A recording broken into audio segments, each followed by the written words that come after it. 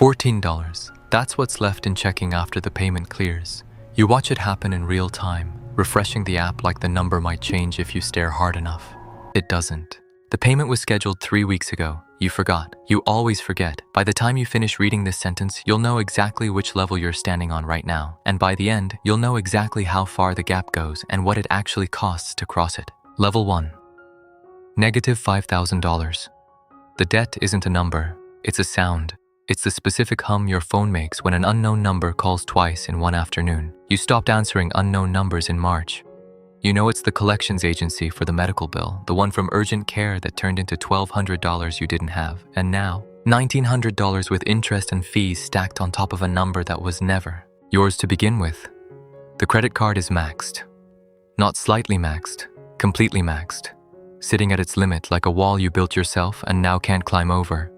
You owe $2,100 on it.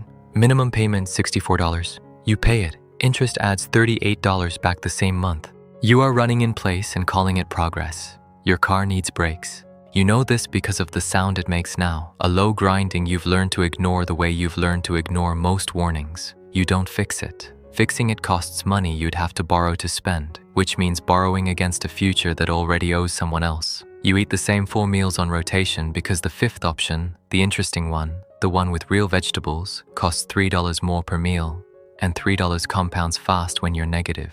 The first rule, at negative $5,000, every decision is a negotiation. With money you've already spent. Level 2, $500. You didn't get here through luck. You got here through 11 months of refusing to look away from the number. You paid off the medical debt in installments nobody congratulated you for. $500 sits in a savings account now, untouched, which feels like magic because you've never had money that wasn't already spoken for before it arrived. You check the balance and don't move it. That's new. The old you would have found a reason, a concert, a jacket, a dinner you couldn't really afford but told yourself you'd earned. This version of you just watches it sit there. The credit card balance is down to $600. You're not celebrating. You're just quieter about money now. The way you get quiet in a room where something important is happening and you don't want to disturb it. Your car still makes the sound. You still haven't fixed it. But for the first time, fixing it feels like a choice you're planning instead of a crisis you're avoiding. The second rule, $500 doesn't feel like wealth. It feels like the first breath after holding one too long. Level 3, $10,000. 5 figures for the first time in your life. You've never had this before. Not once, not close. You don't do anything with it for the first month.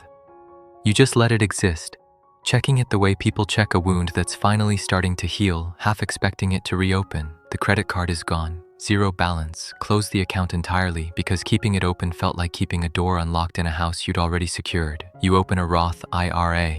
On a Tuesday night after reading 4 articles you don't fully understand, you put in $2,000. The market drops 6% the next week. You don't pull it out. This is the first real test, and you pass it without even realizing a test was happening. Your friends start asking for advice, which feels strange, because 6 months ago you were the one who needed it. You give them the same advice you gave yourself. Pay the smallest debt first. Automate what you can. Stop performing wealth you don't have. The third rule, $10,000 is the first number that isn't about survival. It's the first number that's about direction. Level 4, $50,000. Something shifts that has nothing to do with the account itself. You get a raise, $4,200 a year, and instead of feeling the old itch to spend it immediately, you increase your automatic transfer by exactly that amount before the first check even lands. You never see the money. That's the whole strategy now, moving it before you can form an opinion about it. Your car finally gets fixed, cash, no financing, and the sound stops, and something about the silence in the car feels like proof that a different kind of life is actually possible, and not just a phrase you repeat to feel better. You start reading your statements instead of skimming them. You notice a $34 fee you've been paying for 2 years on an account you don't use. You call and cancel it in 4 minutes. No anger, no negotiation, just a decision executed. A coworker mentions their $18,000 in credit card debt and asks how you did it. You tell them honestly. Nothing dramatic, just refusing to let money move without a direction for 3 years straight. They nod like it's more complicated than that. It isn't. The fourth rule, $50,000 is where discipline stops feeling like restriction and starts feeling like identity. Level 5, $250,000. You cross it on an ordinary Wednesday, sitting at your kitchen table with a coffee that's gone cold because you got distracted running the math 3 times to make sure you read it right. You did. $250,000, mostly in index funds, some in a taxable brokerage, a little in a high-yield savings account that finally earned something instead of quietly losing to inflation. You don't tell anyone. Not because you're hiding it, because saying the number out loud to people who don't track theirs the way you track yours creates a conversation you don't want to have. Your car is 8 years old and paid off, and you have zero interest in replacing it, which used to feel like deprivation and now just feels like math you already solved. You get invited to a friend's destination wedding, flights, and hotel running. Close to $2,200, and for the first time you don't calculate whether you can afford it. You calculate whether you want to go. That distinction, wanting versus affording, is new, and it changes the texture of every decision that follows it. The 5th rule, $250,000, is where money stops asking permission and starts asking preference. Level 6, $1 million. You see it cross on your phone at 6:52 in the morning. Before the day has asked anything of you yet, 7 figures, you sit with the coffee cooling in your hand, and you don't feel what you expected to feel. No fireworks, no relief exactly, just a strange, quiet recalibration, like a room you've lived in your whole life just got slightly bigger without any of the furniture moving. You do the math you've been afraid to do for years. At a 4% withdrawal rate, this generates $40,000 annually without you touching the principal. That's not retirement. That's not freedom yet, but it's the first year your net worth earned more while you slept than your salary earned while you worked. And once you see that sentence proven true in your own numbers, you can't unsee it. Your bank sends an email. Someone named a real name wants to schedule a call about your portfolio. You remember, standing in a branch a decade ago, being moved through like a line item nobody wanted to read. Twice. This is the same institution. The only thing that changed is the number attached to your name. The 6th rule. $1 million doesn't buy a different life. It buys the proof that the plan was never imaginary. Level 7, $10 million. The conversations change shape before you notice they've changed. Your accountant costs more than your first car did. You stop saying, "I'm doing fine," when people ask, because fine no longer describes anything accurately, and the truthful answer creates a distance you've learned to manage carefully.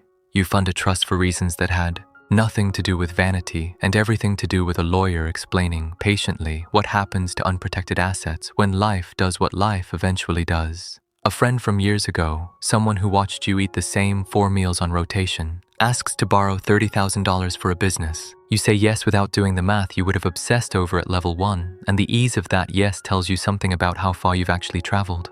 You stop checking the balance daily, not from disinterest, from confidence, the same way you stop checking a lock you've tested 100 times and trust now without testing.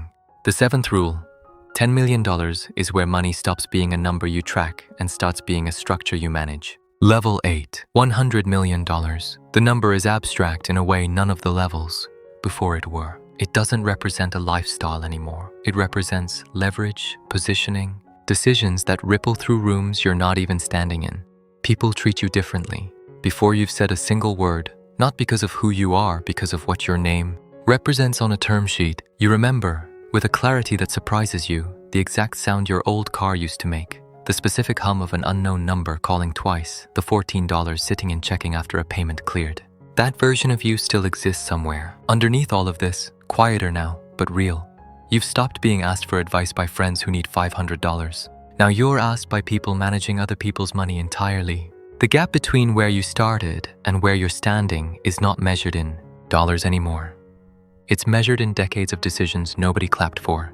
The 8th rule. $100 million doesn't erase the person who started at negative $5,000. It just proves what that person was building the entire time, whether anyone was watching or not. Somewhere right now, someone is staring at $14 in a checking account, refreshing the app, waiting for a number to change that isn't going to change on its own.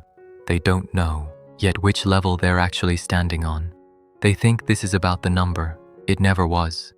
It was always about the decision they make in the next 30 seconds, the one nobody else will ever see them make. The math doesn't care who you were yesterday. It only takes whoever shows up today.